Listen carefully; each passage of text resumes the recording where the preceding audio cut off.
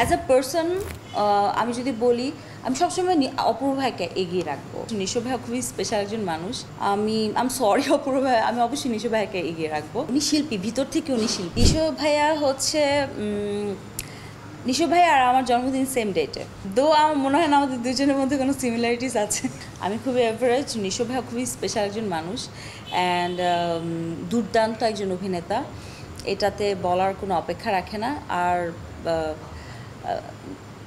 আমার ভালো লাগে নিশো ভাইয়া, এই যে ওনার গ্রোথ, ওনার অ্যাজ আ হিরো সে যেভাবে নিজেকে ভাঙছে গড়ছে, সব কিছু মিলে he can do it very effortlessly because উনি শিল্পী, ভিতর থেকে উনি শিল্পী, ওয়ানাবি না।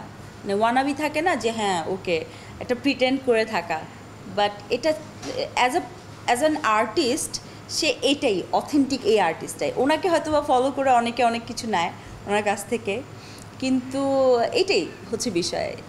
হি can be an idol for newcomers. Apurba ভাইয়া আর নিশো ভাইয়া দুইজন একদম দুই ক্যাটাগরির মানুষ। অপূর্ব ভাইয়ের সাথে আমার সবচাইতে বেশি কাজ হয়েছে। অপূর্ব ভাইয়ের সাথে আমি একটা সিরিয়াল করেছি, সিঙ্গেল করেছি।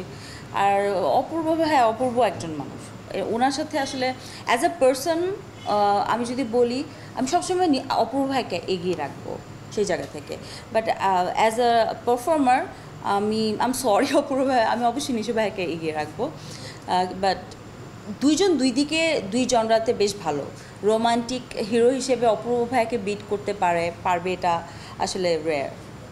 অনেক প্রপোজাল আসে এরকম সিনেমার একটা গল্প হয়তো আমাকে হোয়াটসঅ্যাপে পাঠায়, বাট কেন যেন আমি ওই ইন্টারেস্টটা এখন পাচ্ছি না আসলে সিনেমা করবার মতো। আমার মনে হয় যে আমি নাটকে এখন যেভাবে কাজ করছি, নাটকের ইন্ডাস্ট্রি আপনারা হয়তো বা সবাই জানেন এখন যেভাবে চলছে, একটু বেশ ডিফিকাল্ট একটা সিচুয়েশনের মধ্যে দিয়ে যাচ্ছি।